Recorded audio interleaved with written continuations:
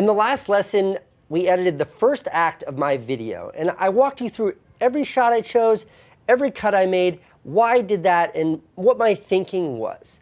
In this lesson, we're going to finish editing that video, but I'm going to approach it a little bit differently. In the time since the last class, I went through and I finished editing the video, and then I broke it into different sequences. And what I want to do is I want to look at each of those sequences and explain exactly the thinking behind it. So in this lesson, rather than focusing on the shot by shot, I want to talk about the big picture thinking behind these sequences, how they work into my movie, and how together they're going to tell a complete story. So let's get started. If you remember, I left off just as I was entering the studio. So this sequence, this is the sequence where I'm unpacking the glasses. Now, this plays a vital role in the overall narrative because this is the bridge taking us from the first act into the second act. What was challenging here is that in looking at all of these shots, they're very similar. They're all shot overhead for the most part. They're of one thing, which are these glasses. Same colors, same images, same tone, not a lot of variety here. So how do you make that work when you have, whatever this is, 35 different shots that were all shot on that 2 by 4 foot square right there? How do you make that work? What I focus on is shot variety. You were with me when I was shooting that, and I put a lot of effort into constantly changing the camera angles, making sure that the cinematography was really compelling, really fun, but always different. Some super up-close shots, some of the wider shots from overhead. I would take the camera off of the overhead rig, I'd lay it on the table, put the subject right in front of it. Those cut together in sequence with a really great song underneath them, and then breaking up that music with either lines of monologue or just some comical way or clever way to use the diegetic sound to sort of keep the momentum flowing. All of that in aggregate leaves you with something very satisfying. This technique, this is a device I use in so many of my movies. You've seen my YouTube videos. I always fall back on this because it's always fun to make. I find it incredibly satisfying to watch, and it does convey information. This is a story. This is sort of the story, the beginning of the story that is the second act. So let's have a look. I'm going to show it to you complete first, and then let's break it down. Well, that was an adventure, wasn't it?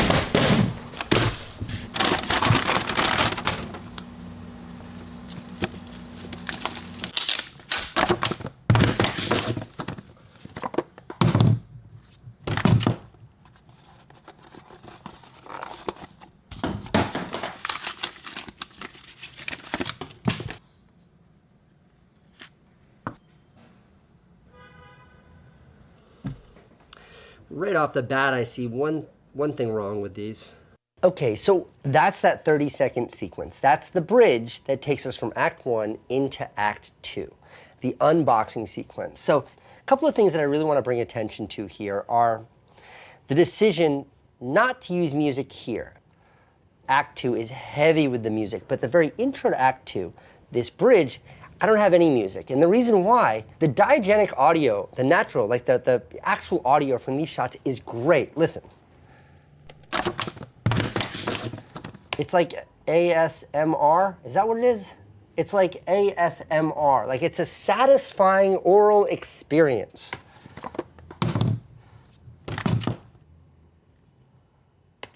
I love it. Ready? All of these noises, the chaos of me opening and throwing things around. And then it ends with me delivering a line. Right off the bat, so that was some of the thinking behind like the audio here. That was an adventure, wasn't it? I also knew two things. I'm coming out of a song. Remember, when I'm driving back to my studio on the skateboard, it was fast-paced, everybody saying hi, music underneath it, action-packed.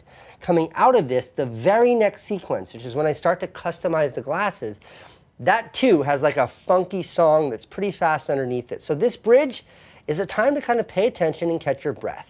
Now I mentioned this when we were filming this sequence, but there's real purpose behind the chaos in which I unbox things. I'm unboxing things here, I'm throwing things, I'm tearing things up, and I do that for cinematic effect. Like if I wasn't recording, I'd probably open these things like a normal human, but I do it for camera because one, it's funny. It's always funny.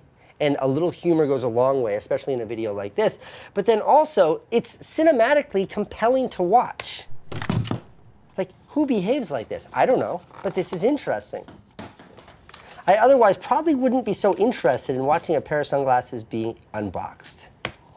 Before I move on to the next sequence, Every shot here, from this first shot of the bag being thrown down all the way through the second to last shot of the glasses in my hands, every one of these shots is from my perspective, my POV. You're seeing my hands, except for when we get to the last shot in this sequence. Right off the bat, I see one thing wrong with these. That's the reversal. Now, from the table's perspective, you're seeing me. And what I'm saying... Right off the bat, I see one thing wrong with these. Now, what that line's trying to deliver on is, one, if you're in on the joke, meaning you're a regular viewer of my videos, you know that I don't really wear regular glasses. I wear these customized ones, so maybe you're gonna know that's coming. And if you've never seen my videos before, you don't know anything about my sunglasses, I say there's one thing wrong with these. The thinking is like, what's wrong with them? Like, tell me what's wrong with them. So what that's doing is it's teeing up the next part of this story. It's queuing up the next part of the story. It's letting you, the viewer, know the next part of this story is about to begin. And that story is the one thing that I see wrong with these I'm about to address. So now we're at the next sequence, and I put the last shot from the previous sequence to start it so you can see it in context. I'm gonna play it through and then break it down. Right off the bat, I see one thing wrong with these.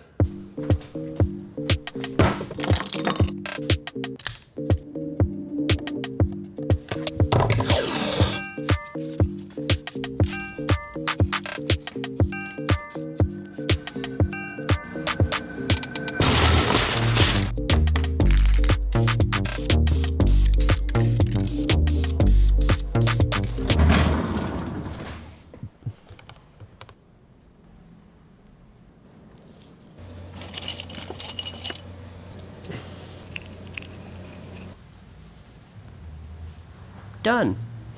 Okay, so that was 42 seconds, 43 seconds, and a lot was said there. So when I was actually shooting this, I think I said to camera that this part of this video of making these glasses look like my other glasses, this could have been its own video without a doubt. In teeing it up in the previous sequence, I wanted it to feel like something huge was going to happen, this customization process to be huge, when in reality I compressed it down to 43 seconds. A couple of tricks that I did here that I wanted to point out.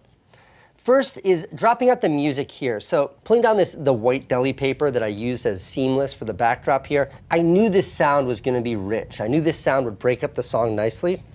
And I do it subtly. So if you look at my timeline here, the music drops out and then the music picks back up before the noise from the backdrop is down. Ready?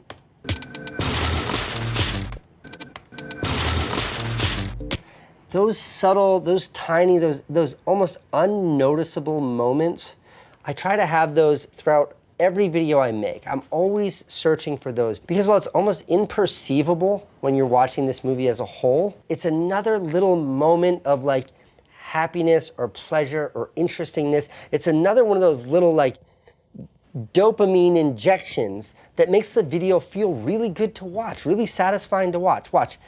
I'm spending a lot of time on these 2 seconds, but finding those moments throughout the entire video, putting them together, that's what makes something feel special. This is how you're setting your tempo. This is how you're finding your pacing, is by leaning into those sorts of things. Now, I did something similar with when I completed the painting. So the spray painting's done, and now I'm checking to see if the glasses are ready. And the moment that I drop the music out,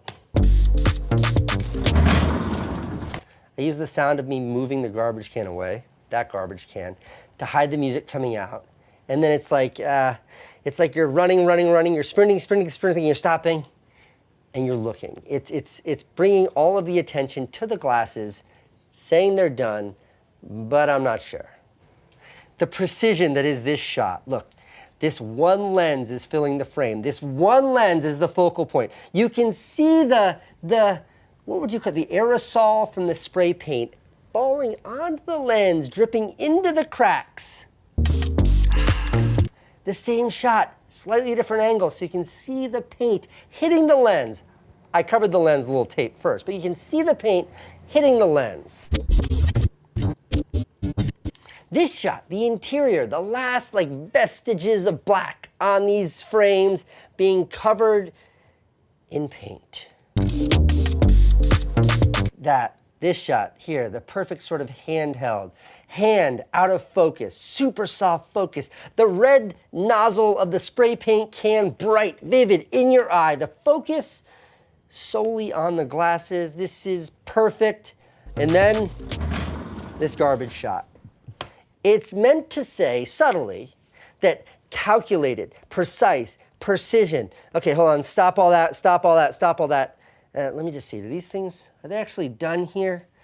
That messaging is done through this kind of cinematography. And as I'm hearing myself explain this to you, I'm realizing a couple things. Number one, I've never explained this before. To be honest, I've never really thought about this. I've never kind of intellectualized what I'm doing before, especially with these little moments of nothing.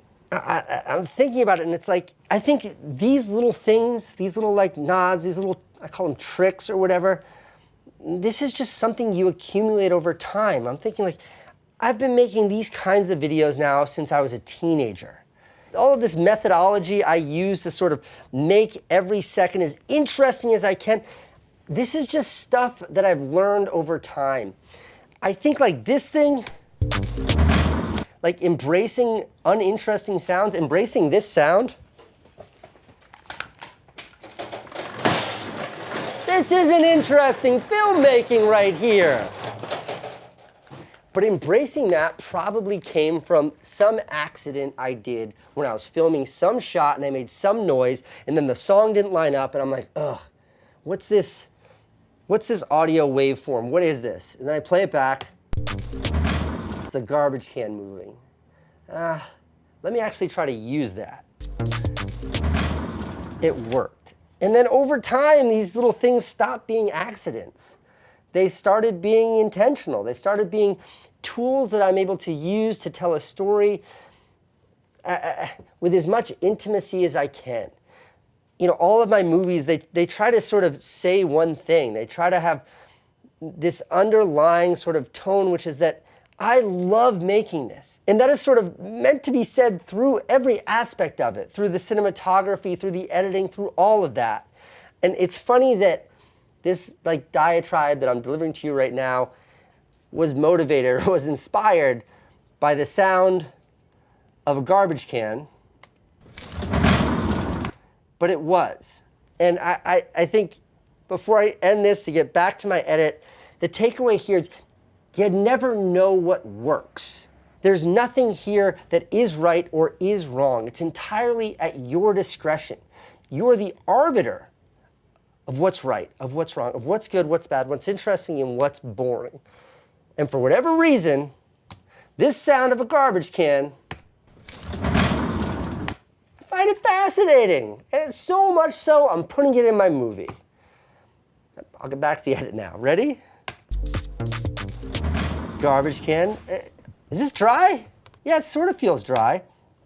Now, obviously, this shot is intentional, but this shot of me comes after about 15 or 20 other shots, none of which contain me, all POV. These are all from my perspective, and I end that by bringing it to me. I'm curious, is this thing dry?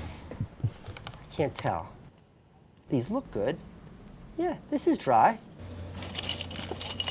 And then the next sequence, this sequence, the sequence that goes with the scratching, this is meant to be another bridge. This fun stuff, this pacing, this weird like 1970s Ibiza music, it's over. And now I'm just trying to say, is this right? Does this feel dry? I need to take some of this paint off. This is close, this is getting there. Let me polish it. By the way, I didn't have a cloth, so I'm using my mask to polish it in this shot. Done. Okay, one last thing I need to point out from this sequence before I move on. This is where I have my black shirt on. It took a while for the paint to dry on these glasses. In that while, I had forgotten what I was wearing. I had forgotten that the shots need to match. I didn't want to make the fact that it took days for the paint to dry part of this narrative. There's already enough going on. But I had a different shirt on. In this shot, which is exactly done, 8 seconds prior, I'm wearing a different shirt. I didn't address it because it doesn't matter. And to be honest, like, this kind of mistake This sort of mistake falls into this philosophy that I call like showing your scars, embracing your screw ups. See, it's really easy to make something that's perfect, and perfection often omits the human hand. I think of something like CGI, computer-generated imagery in an action movie of a car crash, let's say. It's big, it's over the top, it's unbelievable. It's something that your eye probably will never see because it's not real. And then I think of a car accident that was shot practically with real effects from like a movie from the 70s or 80s or whatever. Not as fantastical. The explosion's not as big. It's not as perfect. The car doesn't do two somersaults in the air. But there's something about that crash that feels real, that feels tangible, that you trust. Even if you don't stop to think about it, when you see those crashes in an old movie, you see explosions in an old movie, that seems real. It seems like something you could see with your eye. And you know that what you're seeing actually happened in real life. Now that kind of thinking, it sort of applies here too. By me not trying to hide my screw-ups, instead I just own them, it just gives off this sense, this ethos that this whole video that's about a pair of sunglasses, it's just one guy trying to make it because he thinks it might be an interesting subject to tackle. A fun exercise to lean into the things that I love doing. Using my cameras, taking pictures, capturing this city, shooting in this crazy studio that I built, and making something. Those are all things that I love. This video is the vehicle for it. Done. Done. So the glasses are done. What comes next? Ask yourself right now, what do you want to see next? After stating the glasses are done, show me the glasses. And that's the next sequence. The next sequence is some glamour shots of the glasses themselves, showing off what I've done, and then I'm setting up. I'm taking that to set up Act 3. Let's have a look. Done.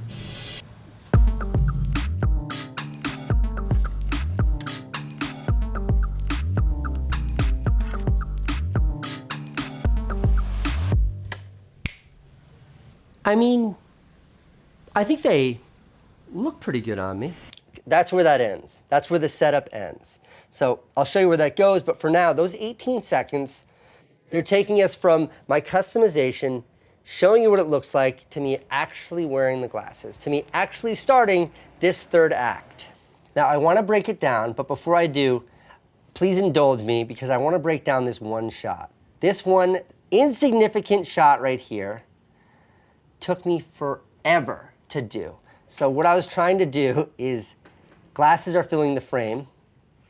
I pick up the glasses, the camera racks to my face, the glasses go on, and I do all of that without touching the camera.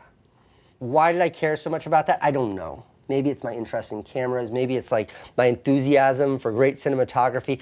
I don't expect anyone to ever notice this, but I did this so when I see it, I can remember how hard this shot was. Glasses, razor sharp focus. Ready? As they leave frame, the focus is now on my face. Let's even go a little tighter. Ready? Glasses in focus, glasses in focus. Watch the minute I touch them.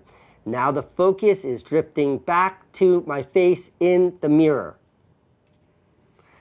As hard as that was to pull off, all I really did was pick a focal point in the frame that is occupied by both the glasses and my face. So this area here, probably just above the bridge of the glasses, the bridge of the nose of the glasses, that's where I set my autofocus point. So the minute the glasses move, the minute I move this, this bridge right here, the focus is going to search for something else to land on. The nearest thing to land on is what's behind them, which is me, and that's where the focus goes to.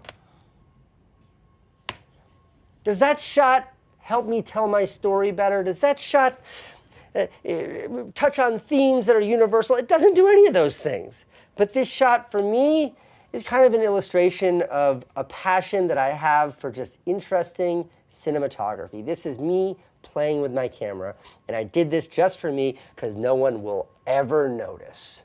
Do that enough, try to put that in every shot, some sense of that in every shot, and then in aggregate, when you finish your movie, when all those shots are strung together, even though no one will notice those details, they'll know one thing, which was that was really satisfying to watch. Here's the sequence again.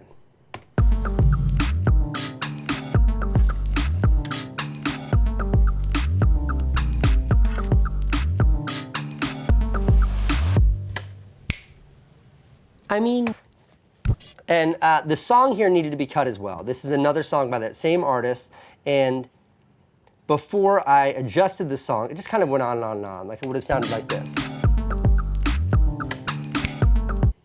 And that's not a satisfying place to cut the music. It just doesn't work right there. So I took the ending of the song, which is right here. I took this ending, and then I found a break in the song where that ending would line up with. I put the two together, essentially chopping, the centerpiece out of the song, merge them. I mean, again, very satisfying to watch. Now, each of these shots here, this shot here focuses on the lens of the glasses. Whether you notice that or not, that is the point of that shot. This next shot here, the other lens, that's the focal point there. This shot here, this is the shot just to show the frames, the whole frames. So why not put a really rich rack focus in there? This shot, I wanted to show the Ray-Ban logo on the side of these things, but why not put a little movement in there? Why not sort of mix it up? Static shot, rack focus, movement.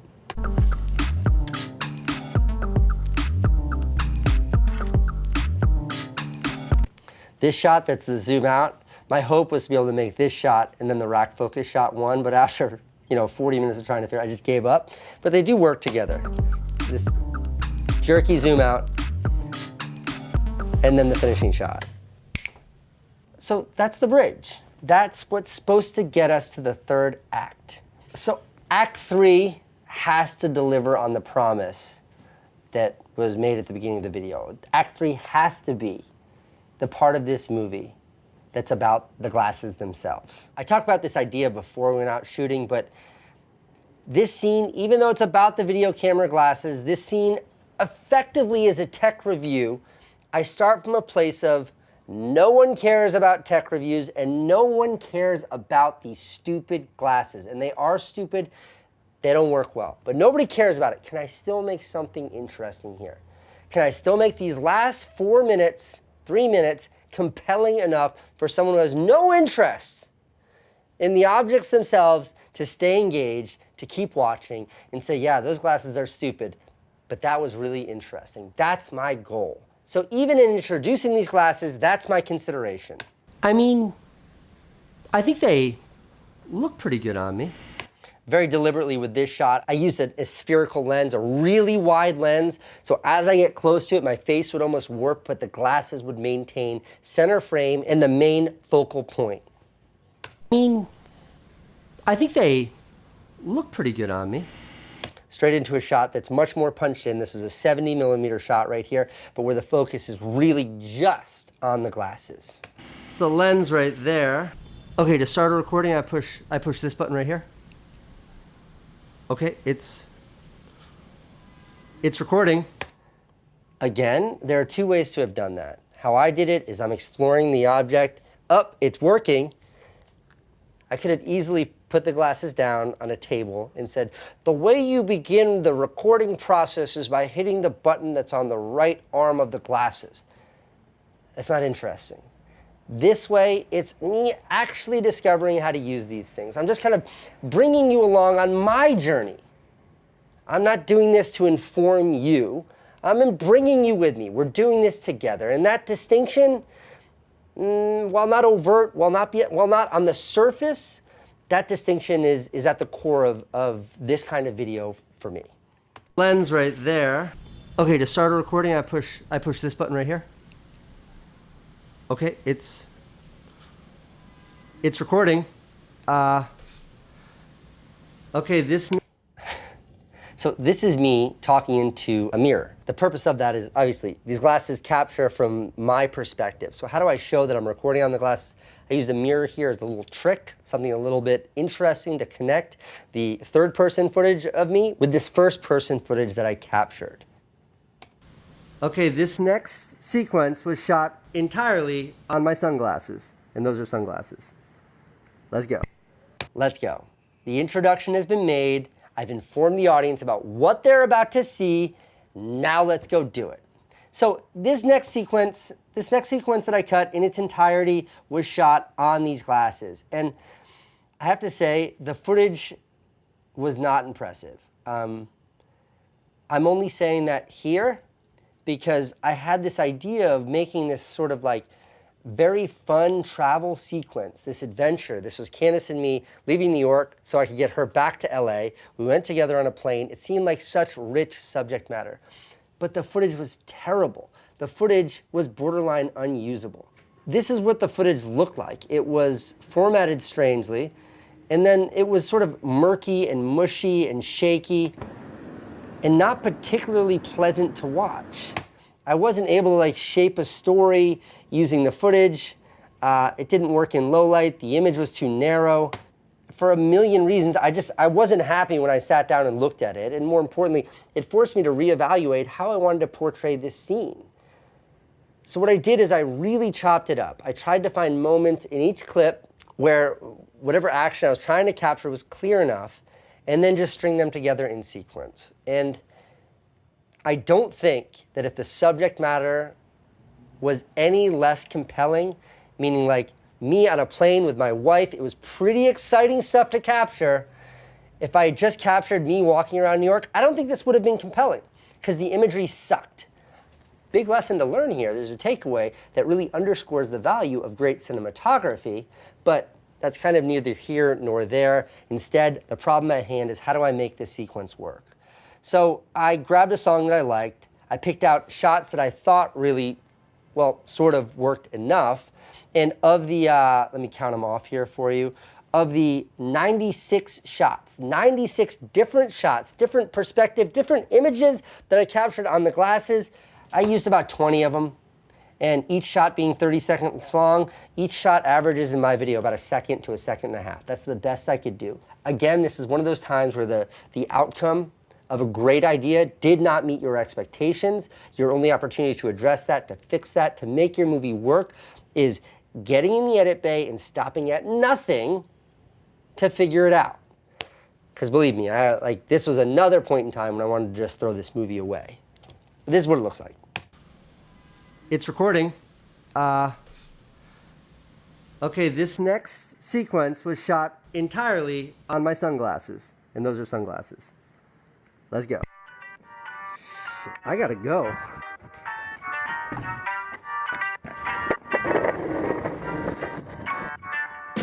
We're gonna miss our flight. Are you crying?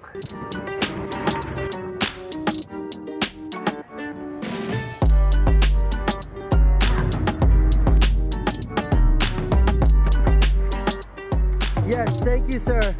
You guys have a great flight. Happy weekend. Thank you so much. Thank you. Awesome, man. Nice to meet you. You too, huh? Take care. Did it work? Yeah. Thank you. Ladies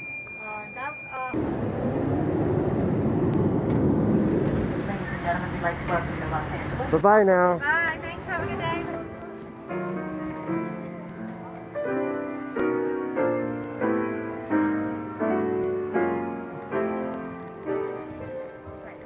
Hi, Franny. Hello, my baby. Come on, let's go inside. Bye, Daddy. Bye, Georgie. Have fun at ballet. All of that footage. So that's the sequence. And if you're saying to yourself right now, it doesn't look that bad, know that in order for me to put that sequence together, I had to scrub through every frame of all 96 shots to find enough shots where the image was usable to even make sense of that. So I do like that. I do like the way it turned out. But it was a very frustrating, a very challenging process to get there. So let's talk about some of the decisions that I made. Now, I think my wife's fascinating, so any opportunity I could lean into her, use shots of her, use her voice, I did. All of the footage on the airplane, unusable because of the audio, but this stuff in the airport I shot with real intent. This shot here, I literally was like, a shot of me holding her hand would be very cute. I was walking through the airport with my head down, and I gently grabbed her hand because I thought it'd be cute. And one big unexpected win was when I got to the airport, finding this guy playing the piano. I knew the second I saw him that I'd be able to do something with this audio. I was like, finally something. And then what I did is I I took the audio from him playing the piano, and I laid that under some footage. And on every sort of note that he hits, I cut the video to the note. And then right up to my kids. And while I try to avoid putting my kids in my videos, they're really cute and they're an easy crutch to lean on. And all of a sudden, hearing me and my genuine enthusiasm to see my baby girl after a few days away sort of makes you forget about the terrible image you're looking at and sort of appreciate the story, appreciate what's happening there. Hello, my baby! Come on, let's go inside. Bye, Daddy. Bye, Georgie. Have fun at ballet. This shot of my little one here, I really didn't want to show her face, so I just pulled the audio of her saying, "Bye, Daddy," and I put some shots over it, and a shot of the back of her head, and the shot works. I don't think anybody will notice, but know that it did take some effort. It did take some time to sort of mask her appearance. I say that not to give you advice on how to make videos with your kids, but sometimes you get a great shot with terrible audio, and sometimes you got great audio with a terrible shot, and you can still make things work, and that's exactly what I did here. Because hearing her little voice saying "Bye, Daddy" was just too cute to throw in the garbage, but I had to make the shot work. Bye, Daddy. Bye, Georgie. Have fun at ballet.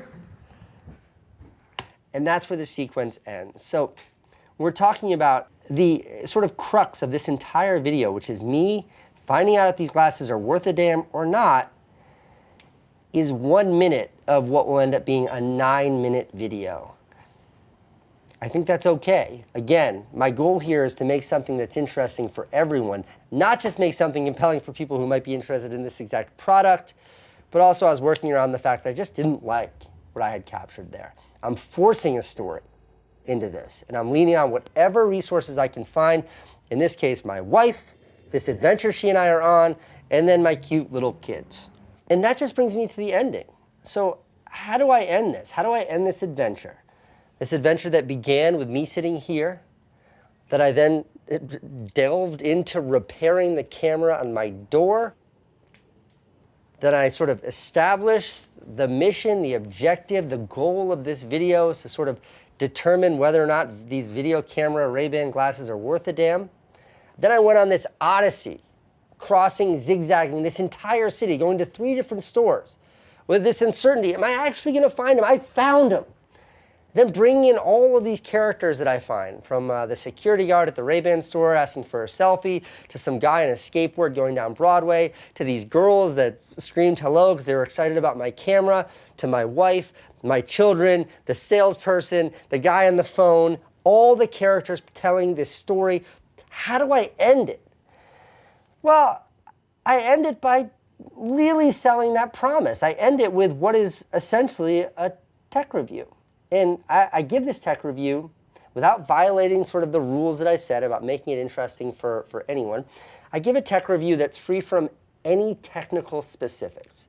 I don't talk about the battery life. I don't talk about how you use the app that you connect with the glasses. My rule is not to give any information that you could simply read off the box. If you want to know about these glasses, just Google them. But if you want to know what I think about these glasses, well, then come on this journey with me. So this is where I landed. And I did do a little fun camera trick here, which is when I got back to LA, I walked into my house, I set up my camera, like in the little office I have there, and I walked into the room with the camera rolling ahead of time, with the glasses recording as I entered the room. And then I tried my best, and I think it's pretty seamless, to cut from my glasses to the camera mid-sentence.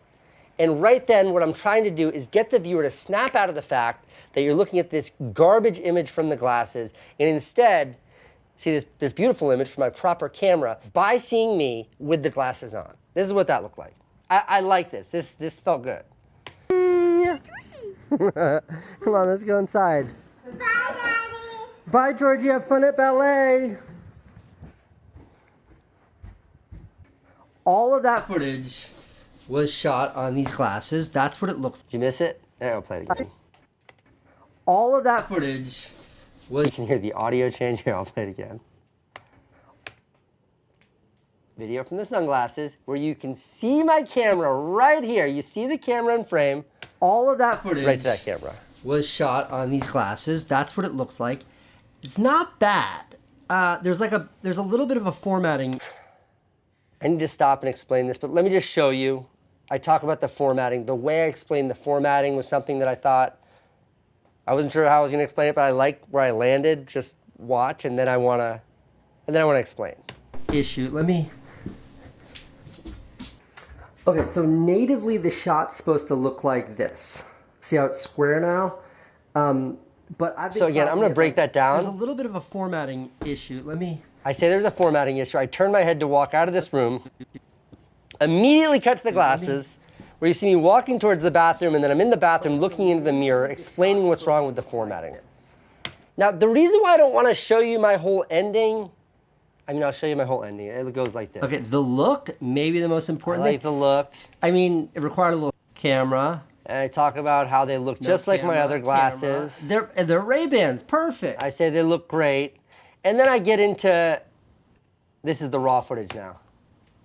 Next major dislike.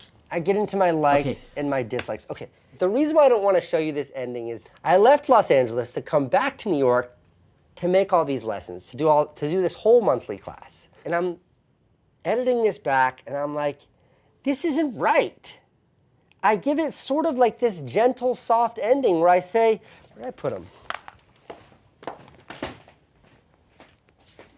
Where I say that I like these, and I say that the footage isn't bad. That's the first line. The footage is not bad. This footage is bad. These things suck. They look great, but the quality is not there. And I don't know why I didn't say that. I think that when I shot this, I hadn't spent as much time with the footage as I now have. So I'm not comfortable making this ending. It feels like a lie. I want to go back to Los Angeles and reshoot this ending and make it much harsher. I want to give it some teeth. I want to let them know what I really think of these glasses, which is that they're a huge disappointment. Put so much effort into these things, they make them, I won't give it to you, but look, they could be better. And the fact that I didn't film it is now like disappointing. It's just disappointing that like, instead of saying how I actually felt, for whatever reason, I gave this soft review. So therefore, this is not my ending. My ending is going to be something much more aggressive. So I've been thinking about that. And what does that mean? And I think how I'm going to do it is I'm going to go get an old pair of Google Glass from like 7 years ago. And then I'm going to get like Snapchat's first pair of Snapchat spectacles. And I'm going to show the camera what those two older pieces of hardware can deliver, which is vastly superior to what these things deliver. And that's going to be my ending. So the lesson here, and the reason why I don't have a perfect ending for this video, the lesson here is that sometimes you get this far in the process. Like, I should be done. See these clips here? These 6 clips are the ending of my video. I shot them. I did multiple takes. I'd given them some forethought. It's a cool shot. I'm in a different environment. I shot it in LA. This was a lot of effort. I felt really good when I turned off the camera saying, mission accomplished. I got this whole movie in the can. And then, like, 5 days of editing later, I realized, that is not my ending.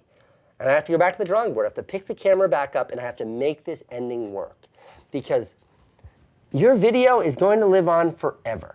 So before you call it done, you have to make sure it's exactly what you want.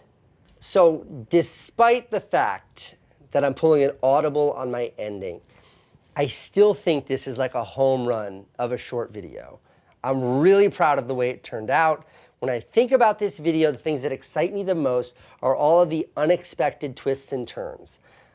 I expected it to be a video about these glasses. I expected it to be shot in my studio with maybe a little peppering in of going to the store. Those were all things that I had expected. I didn't foresee the intro, the whole bit about the GoPro. I didn't foresee all the people that I was going to get to meet. I forgot what it's like to film in New York City where everybody says hi to me in the street. Those are all the unexpected aspects of this movie that now are all piled together. And when I'm about to click playback, those are the most exciting things for me. Those are the things I'm most excited about seeing. Now, normally a playback process would be really slow and tedious. I'd keep stopping to fix it until I make it all the way through without any checks. But because I walked you through each of the sequences here, I'm not going to stop. But I am going to play it back now all the way through till I get to my ending, which I hate, and then I'll stop it. So apparently,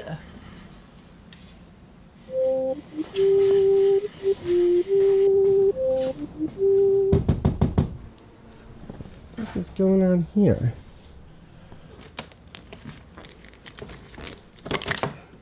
Huh.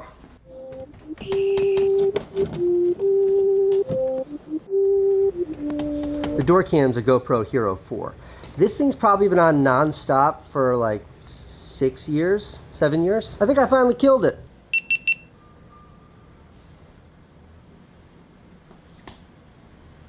Come on, it still works!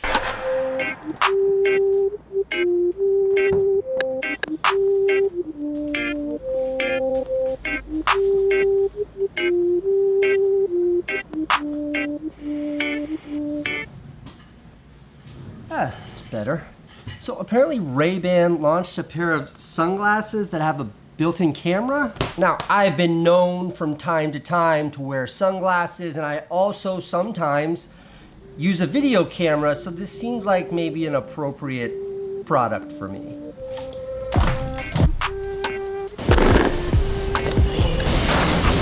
Happy to see the city hasn't gotten any quieter since I've been gone.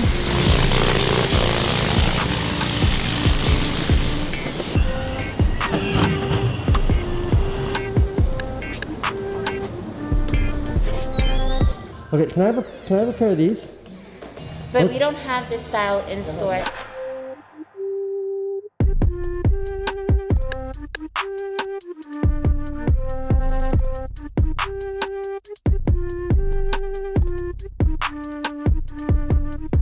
Okay, they didn't have them there, but I got a phone call while I was in there from a different sunglass hut, which is crazy because I didn't give them my phone number. Whatever, I'm going downtown, gonna get them now. Can I take a quick picture of you? All right, officer. Thanks, dude. How's Keep it up the going? good work. Good to be back in the city.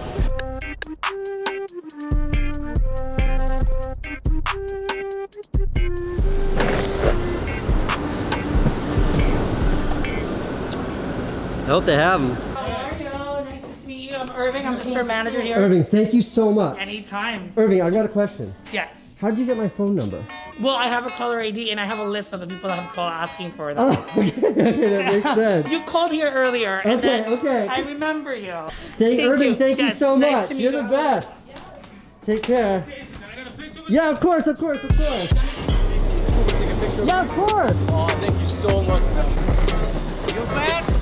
Not yet. Not yet. All right. I miss this city though. Nice. We miss you too. Oh my God. Dude, can I get a picture really Yeah, quick? totally. Yeah, you're on my vlog. Bye, guys.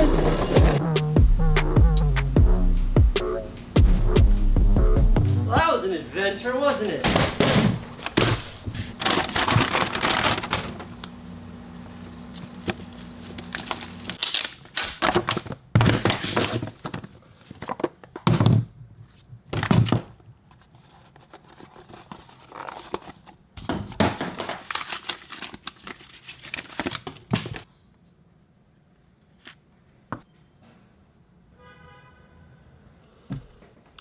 Right off the bat, I see one thing wrong with these.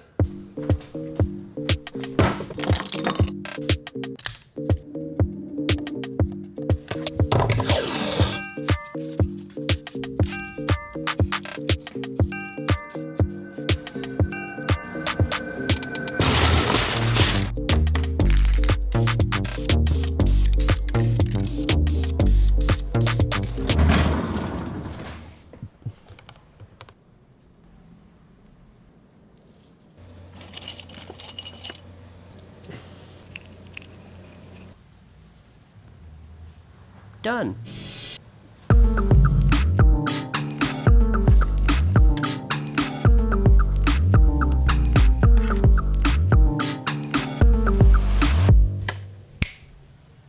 I mean, I think they look pretty good on me.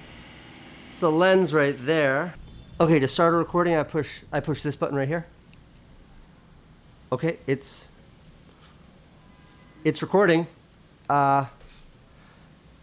Okay, this next sequence was shot entirely on my sunglasses. And those are sunglasses. Let's go. Shit, I gotta go.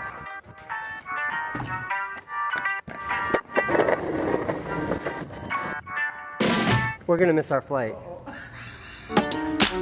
Are you crying?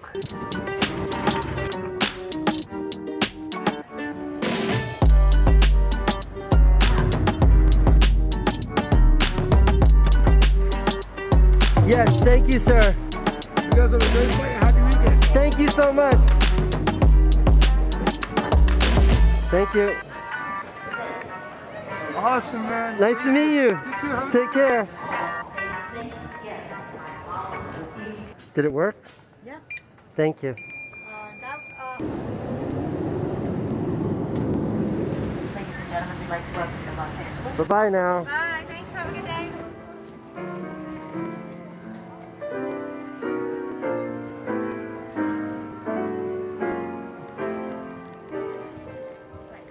Hi, Franny. Hello, my baby. Come on, let's go inside. Bye, Daddy. Bye, Georgie. Have fun at ballet. All of that footage was shot on these glasses. That's what it looks like. It's not bad.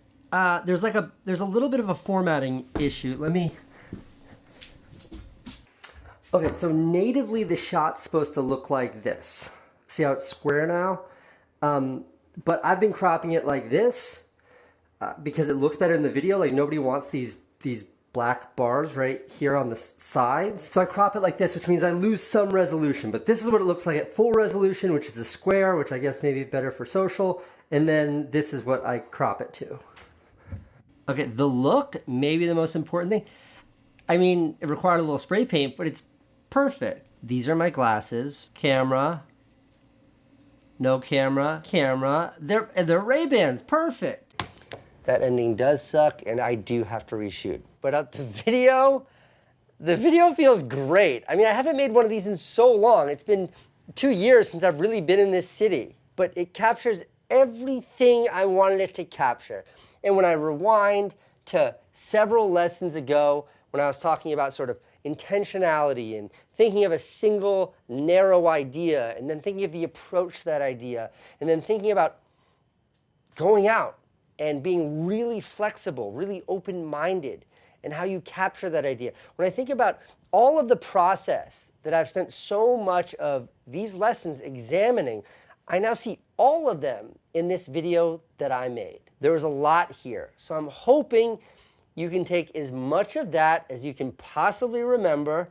You taking notes? And take those notes or take those memories and dive in to the rest of your video. You should have, hopefully, already tackled the first part of it. But now as we get into the second act, we get into third act, we get into the ending, we are having to think holistically. Not just about that setup, not just about the first act, but really the big picture. Can you make it all work together? Can you give an ending that is satisfying? So when I'm done with your video, I stop watching and I walk away thinking about it. That is what happens now.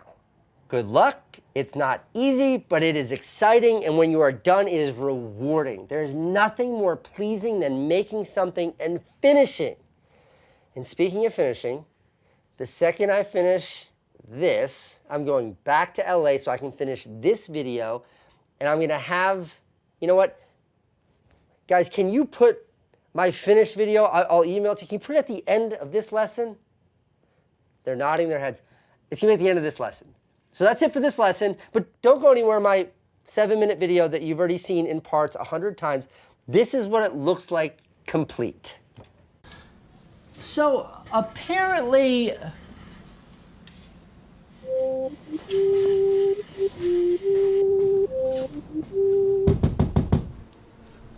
what is going on here?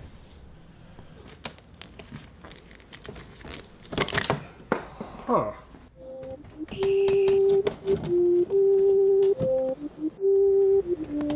The door cam's a GoPro Hero 4. This thing's probably been on non-stop for like 6 years, 7 years. I think I finally killed it.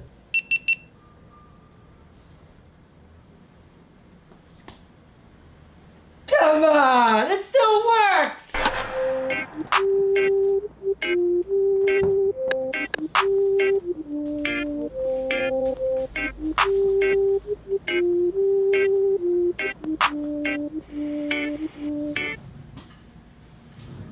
It's better. So apparently Ray-Ban launched a pair of sunglasses that have a built-in camera. Now, I've been known from time to time to wear sunglasses, and I also sometimes use a video camera, so this seems like maybe an appropriate product for me.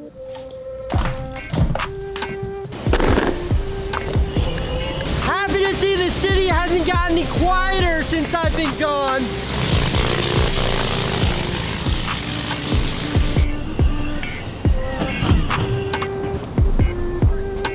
Okay, can I have a pair of these? But we don't have this style in store.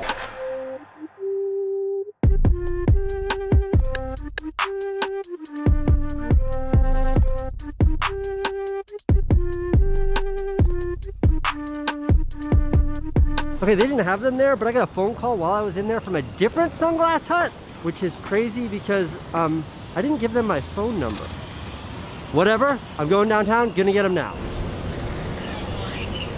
Can I take a quick picture? All right, officer. Good to be back in the city.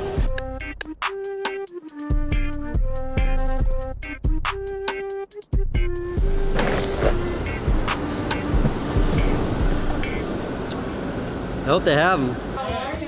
Nice to meet you. I'm Irving. I'm the store manager here. Irving, thank you so much. Anytime. Irving, I got a question. Yes. How did you get my phone number? Well, I have a caller ID and I have a list of the people that have called asking for them. Oh, okay, that makes sense. You called here earlier. And Okay, then okay. I remember you. Irving, thank you Yes, so nice much. to meet You're you. the best. Take care. Yeah, of course, of course, of course. Yeah, of course. Oh, thank you so much. You back? Not yet. Not yet. All right. I miss this city though. Nice. We miss you too. Oh my God.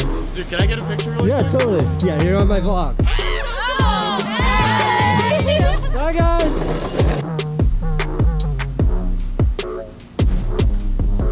Well, that was an adventure, wasn't it?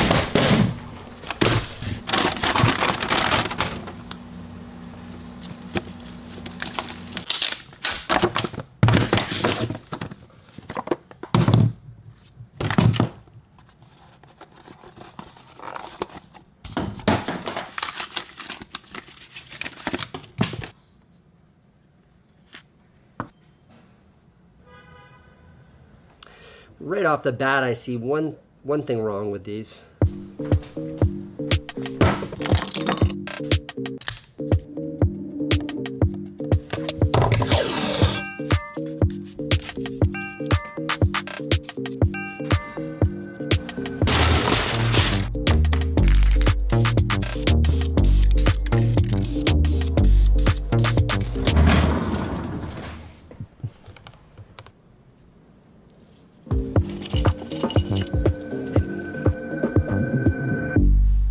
Done.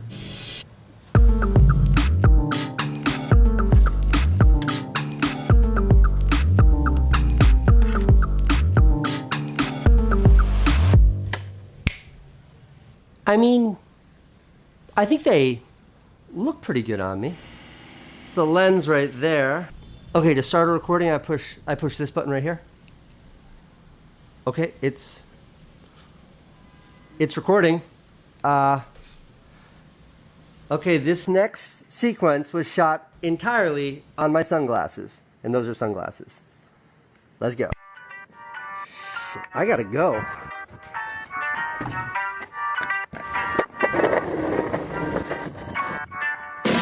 We're gonna miss our flight.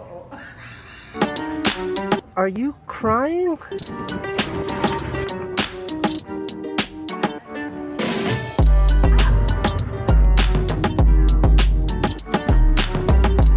Yes, thank you, sir. You guys have a great flight. Happy weekend. Thank you so much. Thank you.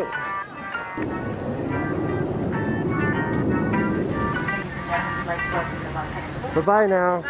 Thanks. Have a good day.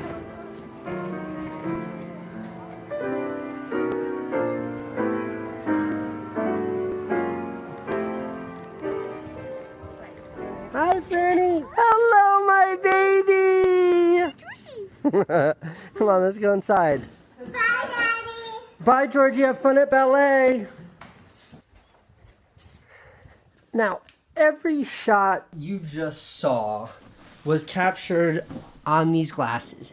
Every image. And, well, the footage kind of sucks. Like that whole travel sequence, that I wanted that to be like its own little video, but the footage was so unwatchable, I cut it down. Now, in fairness, I did crop the image. This is what it looks like at full resolution. It's a square for like Instagram, and I cropped it to look like this because these bars here are ugly. The image quality should be at least as good as an iPhone 5. Like this is like whatever, say 8-year-old technology. It should have been this good, and it's nowhere near this good. These are my Google Glass from 2012, 9 years ago, and this is what that footage looks like. No way to look cool when you wear these. They're a little bit like the Segway. And then my friend Sam Sheffer told me to check out these like Snapchat video glasses. Now, I know this isn't really my style, but look at these things. Ready? First of all, the image. Clear as day, this image. But when I'm like running around and I'm moving like crazy, it's horizon leveling because it's a spherical image. Snapchat, look how good that is. Facebook, how can Snapchat kick your ass like this? Whatever, I wouldn't recommend buying these yet. They're not really useful because the image is so bad. And I hope maybe in the version 2s you get it right, because I'd love a video camera that looks like these glasses. Okay, thanks for watching. Nice to be back on YouTube. I'll see you soon. More videos soon. Bye.